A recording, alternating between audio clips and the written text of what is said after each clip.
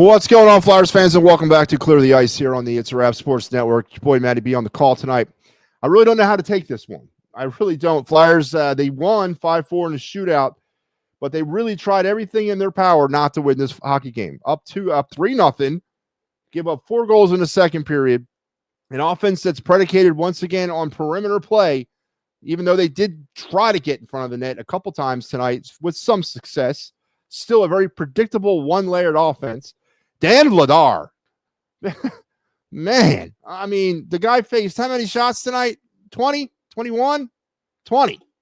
Faces 20 shots, gives up 4 goals. I really don't. I mean, the defense in front of him, for the most part, again, I've raved about the defense all season, and I'm going to continue to rave about them because they played another decent, above-average game tonight.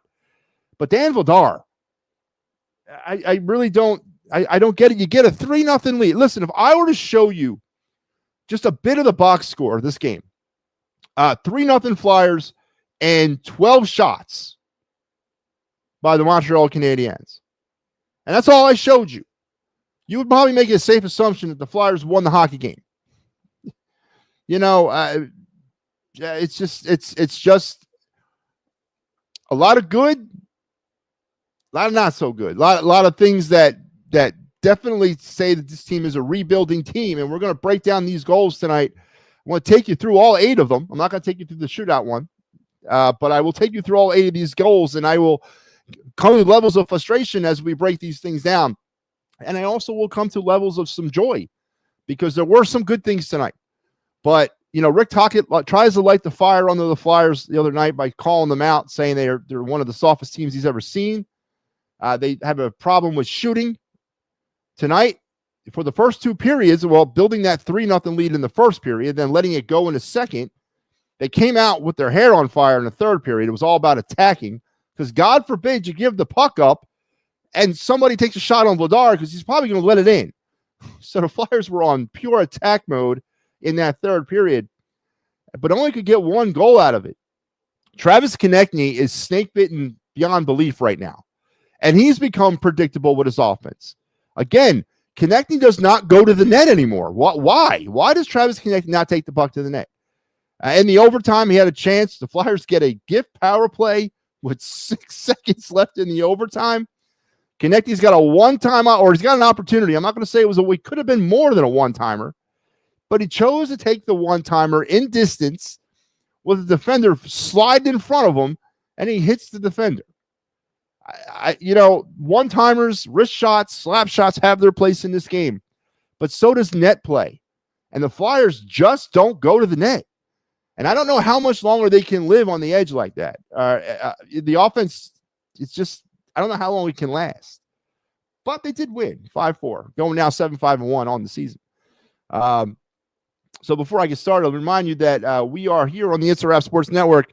This is what you got the rest of your week. Tomorrow, Pittsburgh Sports Desk. I'm back with the final word, everybody. So Thursday, we got a busy night. And then Saturday, we'll be back clearing the ice again. I'll have you on Saturday. Mike will have you Thursday. I'll put that up here right now. Here's our schedule for the remainder of the week. We'll clear the ice. Mike has Thursday, and I'll be back on Saturday against Ottawa. So let's get into this bad boy. So we'll take care of some admin notes before we start. The Flyers began the game with Rodrigo Avalos, Adam Ginning, and Igor Zamola as healthy scratches. Montreal healthy scratch Patrick Lalane in this game. Dan Vladar did get the start for the Flyers. Not a good game for him. Faced 20 shots, gave up 4 goals, made 16 saves, and a stout 8.00 save percentage. So not really that good. And we'll get into Dan Vladar a little bit later on. For the Canadiens, they went ahead and started Montauban. He faced 42 shots, made 38 saves, gave up 4 goals with a 9.05 save percentage. So a lot more work sent his way. I could justify giving up 4 goals when you face 42 shots, but it's hard for me to sit here and justify 4 goals when you only face 20. But that was how it all went down for the Canadiens and Flyers in between the pipes tonight. Well, let's get into this. The Flyers, as mentioned, got off to the big start in this game. Got a 3-0 lead going in the first period. It all began early on at the 1:56 mark. Bobby Brink, first of 2 goals of the night.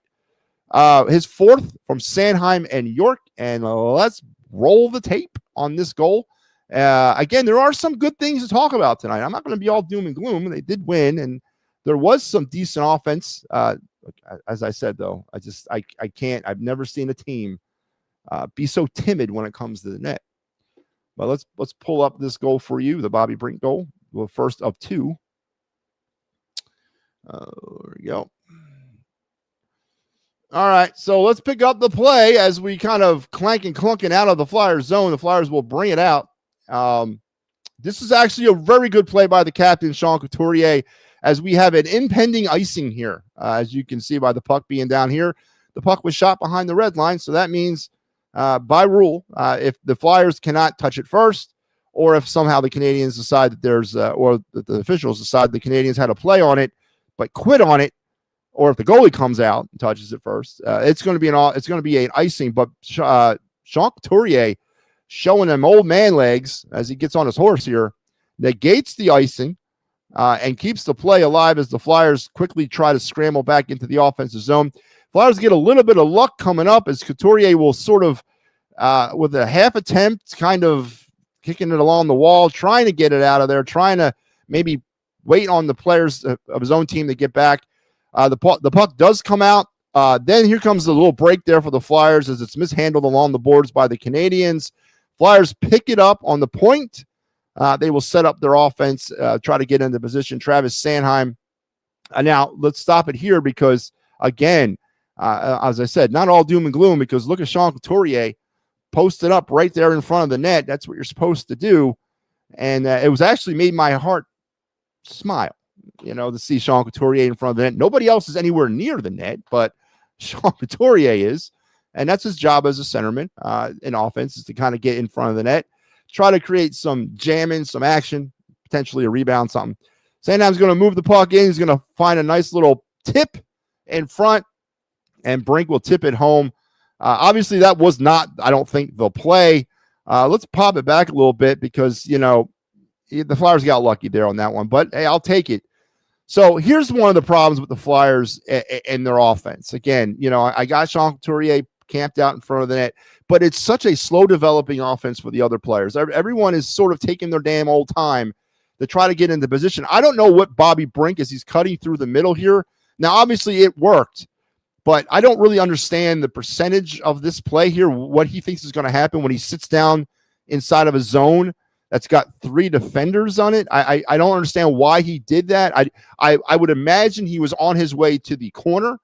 And maybe an ill-advised pass a little bit by Sanheim. Again, you're waiting and waiting and waiting for this play to set up. Sanheim then throws it in on Brink, which I honestly, when it was happening, I was like, what are you doing? This is a terrible pass. Why are you giving Bobby Brink the puck in the middle of the ice with three defenders around him?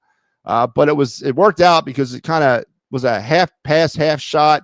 He tipped it immaculately, got it on net, and it goes in over the shoulder there to give the Flyers the early 1-0 lead. Not a textbook pretty goal, but I'll take it.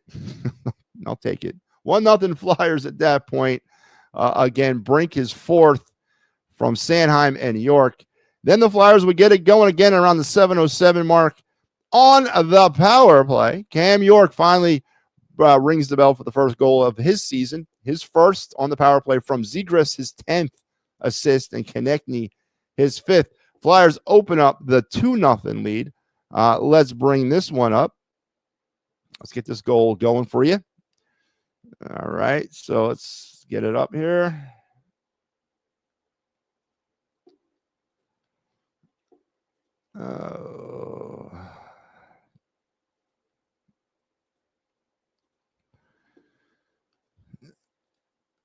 All right.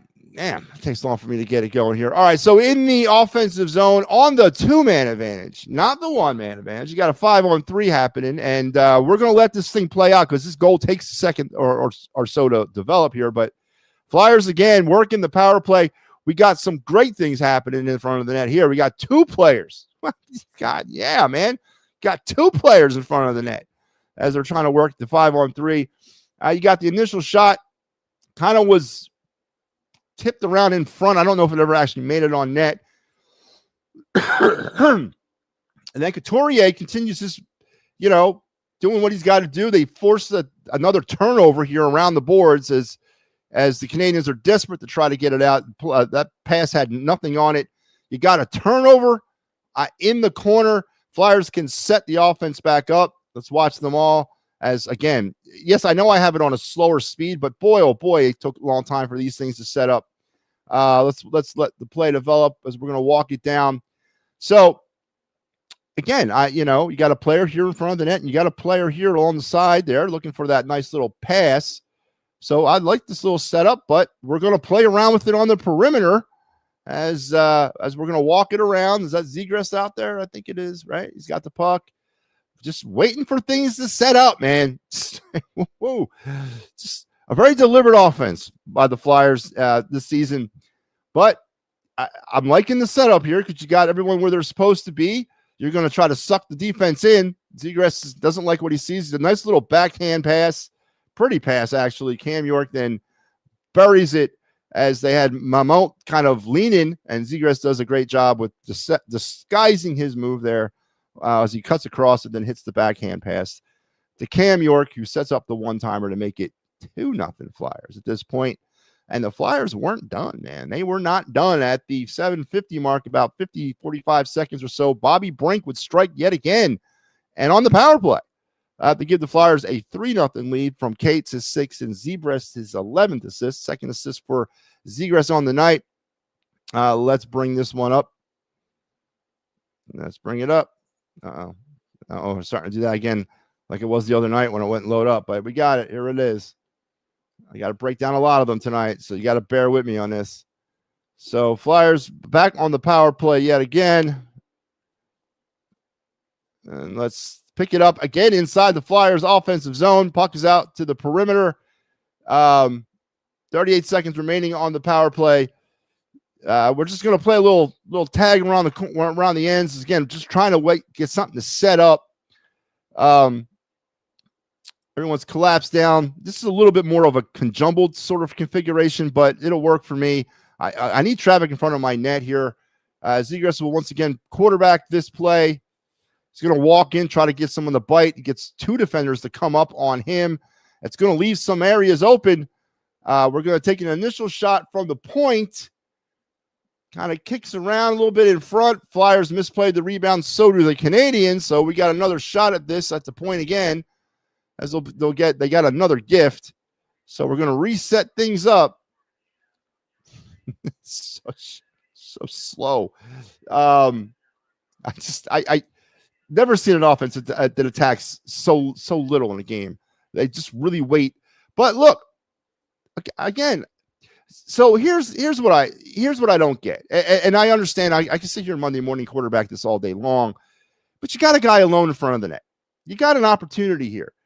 It just looks like the Flyers are waiting for the perfect scenario to set up every single time they touch the puck.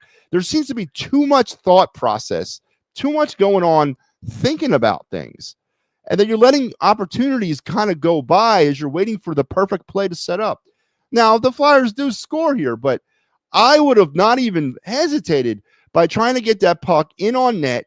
You got a screen here. You got a big, fat, juicy rebound possibility. But instead, the Flyers, they take their time with it. They don't go here. We're going to wait for something better, which it sort of does happen, but it's just very deliberate, this offense. And Zegras is going to play around with the puck. Zegras is a hell of a playmaker, maybe a steal of the year for the Flyers. And we're going to get it on net. Flyers do get that rebound opportunity there, and they crash it in. But just a very deliberate offense. But we got 3-0 on the power play. Our second power play goal of the night gives the Flyers a 3-0 lead, and that is the way the first period would end. Flyers up 3-0. They would outshoot Montreal 12-2. Yes, 12-2 in that first period as they take the 3-0 lead into intermission.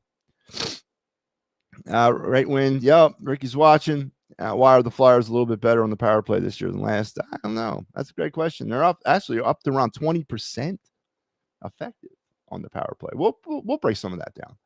I think Trevor Zegras has a lot to do with that, obviously, because we're not getting anything from connecting. We're not getting anything from Michikov. Zegras is a really good playmaker. He's creating a lot of things out there. We just watched him sort of kind of pick and choose his moments there on that power play. I think Zebras and his influence is maybe the reason why the Flyers are a little bit better on that power play, Joe, in my humble opinion. But the things would turn nasty for the Flyers in that second period. The Canadians would get on the board at the 3:12 mark. Kirby Datch, his second goal from Dobson and Gallagher at, again, 3:12, as the onslaught would begin now on Dan Vladar. Let's bring this thing up.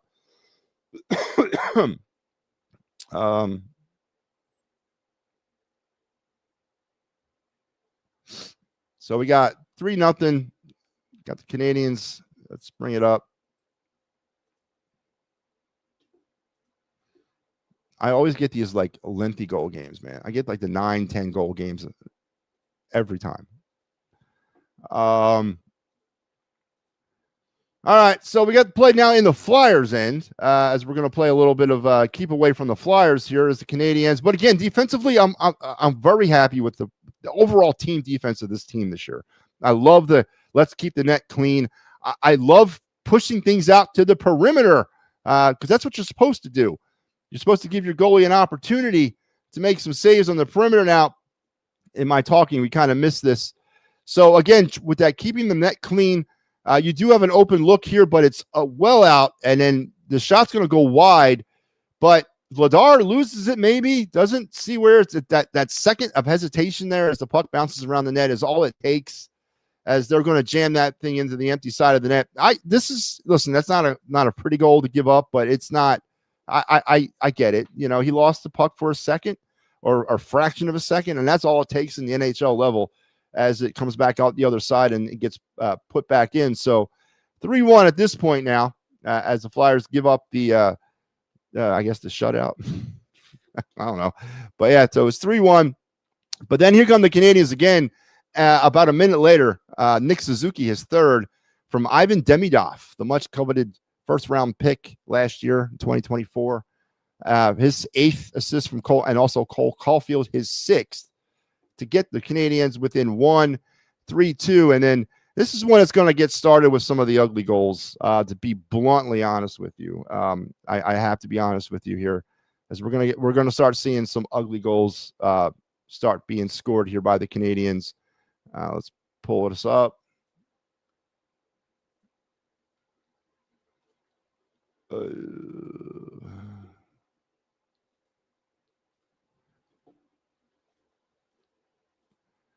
All right, so we're in the Flyer zone, and the Canadians are on the power play. We're going to get this thing going. The Flyers have everybody sort of under control. They got, everyone's in front of them. They're pushing everybody away from their net. This is very good defense. So we're gonna stop it here because I want you guys to pay attention to something here. So we got the puck over here. What do we call this area of the ice from the dot to the board? When you draw sort of an imaginary line down the ice and you go from the dot to the board. I've said it 100 times on post games. That's known in hockey as the bad ice area because very low percentage things happen from over there. That's where you want the puck because it's low percentage. You're way the hell out. Your angles are somewhat not right. So you want the play over there. And as an offensive team, you don't want the play over there. You want to get that out of that area as soon as possible. But the Canadians are going to set up real estate on bad ice. Again, there's no traffic in front of Vladar until about right now, but a clean look. And when many times have we seen this? He mishandles the rebound. We're going to go back out front. And then I'm okay with this, but let's look at the pass. Boom. Let's pop it back. Listen, the Flyers mishandled the rebound. It happens. It happens, right? But look where the pass is going to go back across the ice. And I'm okay with this, even though it does go through a defender's legs. But look where he receives the puck. He takes a one-timer from bad ice with his knee on the ground. You got to make that save at this level. You got to be able to react to that puck better. These are gimme goals, man, that he constantly is letting in. This is just a terrible goal. It's a terrible goal. And there it is, right behind him. I mean, it was like he was out of position. It wasn't moving that fast. Just he's not a starter. All right. I mean, the good news story of Dan Vladar might be wearing off a little bit, but you got to make that save from that spot on the ice. Canadians are back in this thing now. It's 3-2, even though the Flyers are painfully out shooting them at this point. The comeback would be complete at the 13:28 mark of the second period. Kirby Dash his third, from Hudson his 11th, and Struble his third assist. And that will tie things up at 3-3. Let's take a look at that. Again, I don't want to harp on him. You know, I'm not expecting perfection from Dan Vladar. I know what he is, and I know he's been a very good story for the Flyers thus far into the season. But you got to make certain saves at certain parts of the ice. And those dirty ice goals, when he's so far off the angle, you know, you got to be able to make those saves. I really can't stress that. But 3-2 Canadians now. Let's bring up this goal as it's going to get even better here. Once again, picking up play inside the Flyer zone. Canadians are pushing out. Now, we got a player in front of the net, but we got some Nick Seeler action going on to keep him off the net. Once again, the puck is over on bad ice, and the Canadians are going to set up over here. Don't get this, man. They're going to come in. He's going to stop and take the shot, technically on the clean ice side, but still a really bad angle. We got a rebound pass in front of the net. Trickles around. Vladar just lets it go in. That's another bad goal. You know, again, you had a clean look. It's just cheap goals, man. Cheap goals. And we got ourselves a 3-3 game. And at that point, I was like, they don't deserve to win this game. I hope they lose. They just are not deserving it. And then the comeback would be more than complete at about 2 minutes later at the 15:57 mark, where Ivan Demidov would score on the power play for the Canadians to make it 4-3. Demidov's fourth of the year to put the Canadians up 4-3 as they not only have completed the comeback, but they have taken the lead. And honestly, when it was 3-3 and the amount of goal volume or the amount of shot volume that Vladar had faced up to that point, I was I was like, is he going to make the move? Has he seen enough? You know, Vladar's struggled now kind of in his last two starts. And is Rick Tocchet, you know, how concerned is he about it? But Tocchett's stuck with him. And then I certainly thought at this point, when it was 4-3, I definitely thought Tocchet was either going to make a move or come out of the third period with Kovaslov, but he didn't. To Tocchet's credit there, he stuck with his guy. But let's bring this goal up once again on the power play. Flyers did give up 2 power play goals themselves tonight.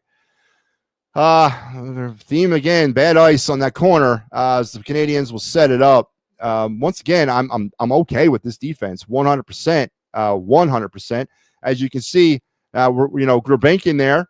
He's got his stick up in the air because he's pointing. He's going to make sure that who is that in front of the net? Is that's Sanheim? Whoever that is in front of the net, I think it's Sanheim.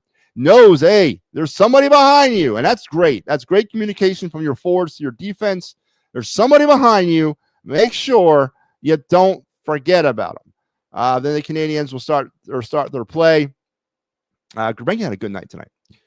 No, that's not Sanheim. Is that York? That's York. So we're going to cycle a little bit. We're going to come down low.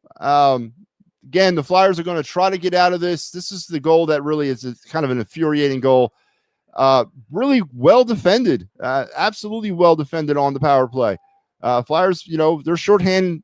They've been pretty good. They're 90% team shorthanded. They're going to have an opportunity right here to get the puck out of the zone. York, I don't know what he was doing. He kind of half-asses it up the wall. It was a terrible clearing attempt. Then the Canadians are going to overskate the play here. We got a fan shot. Couturier, all you got to do is just poke that out, man. Just poke it out. He overskates it. Then we're going to play Keystone Cops because now we got 3 Flyers out of position, and they're already shorthanded one. And this is a dream scenario for me as a winger. You know, you could do so many things right here. You could obviously go for the home run, little tip, you know, little one-time pass down in the slot, you know, for the one-timer. You can continue to work the defense and push him up because he's the only one left, and then try to see if you get a tic-tac goal situation, maybe as you push up a little bit more. You pass it over, he passes back, and you have Dan Vladar sliding over here somewhere. Or you can go ahead and just continue to move down the half wall and see what else develops. My eyes would be wide as hell if I was 90. Was it 97 down there? My eyes would be open so wide right now. I'd be licking my lips, man, if this was me. So he's going to come down, and he's going to, and he decides to try to suck the defense down a little bit more, see if things open up. Takes the shot. I don't know what to say. I don't know what to say. With all those opportunities in front of him, he chooses probably the worst one to take it himself.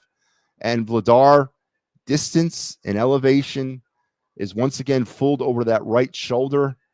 And we got a 4-3 Canadian lead. Unthinkable. 4-3 Canadian lead at the way the Flyers had pretty much outshot them. Is there really an excuse for this? He goes down too soon. He had a clean look. Maybe Vladar was thinking too much about the possible scenarios, because it looks like he really was fixated on that open winger, anticipating a pass that never came, obviously, because why would you pass it when you know you can get him to commit early, go down as he does, and you got a 4-3 Canadian lead. Unthinkable situation right there for the Flyers heading into the second period intermission. In that period, the Flyers outshot the Canadiens 17-9, but gave up 4 goals. So if you do the quick and fuzzy math, the 9 shots the Canadiens had, 4 of them went in. So he made 5 saves in the second period. Astonishing. So aforementioned third period, they're going to come back a different team. The Flyers hit the ice, to their credit. I don't know what was said in the locker room, but they were playing with their hair on fire in that third period. I don't know if it was, listen, let's help our guy out. Don't let him have to face a shot because he obviously is struggling. But the Flyers were very aggressive and in complete attack mode in that third period. But even with all that, and even with sort of taking, pressing a little bit, or, cheating a little bit to try to get things going offensively, they only mustered one goal, and that came at the 10:51 mark, and it was Nikita Grabenkin, his first ever goal in the National Hockey League. So that's a positive. Obviously, a young Flyer prospect brought over here in the Scott Lawton trade from the Toronto Maple Leafs, gets on the net, or gets on the score sheet for the very first time of his career. And it came at a key point of the game. As I said, for those of you that were watching it, one of the big takeaways of that third period was the sense of urgency that the Flyers were playing with pretty much the entire period, as they were playing like it was Game 7 of the Stanley Cup. And they were out there with their hair on fire. Their pace seemed to quicken. Their chances they were getting a lot more aggressive with their chances. But it's funny because this goal is a typical Flyers goal this season. It's from the perimeter. It's somewhat fluky, but it counts. And the Flyers got it tied. And let's key it up. So we're going to pick up play in the Flyers zone here, as the Flyers will be able to try to get it. Oh wait, no, I got the wrong goal. I'm sorry. I'm showing you the Canadiens goal. Let's not show that one. I apologize. I'm going to pull up the right goal. It's the Flyers' fourth goal. So let's go with that one. I apologize for that little technical issue there. I pulled up the wrong goal. But Nikita Grabenkin does get the goal here. So let's wait for that to load up. But again, a little bit more about the goal, a little preview. Coming out with that sense of urgency in that third period, it was a little deflating that they could only muster the 1 goal, because they were coming at the Canadiens with everything they had. Really quick line changes throughout that period. And then when they do finally get the opportunity here, we're going to talk about in a second, Grabenkin, he makes them pay. But again, it's a very typical Flyer goal that we've been watching a lot in 2025.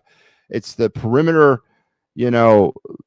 throw it on net and see what happens with it. And they kind of got lucky yet again. But, as I said, I'm not going to sit here and try to, troubleshoot these goals anymore because the offense has been so pedestrian and so one-layered and so just uninspiring. But they got the goal here, and I got it up here, so let's bring it up now. Again, I apologize for that.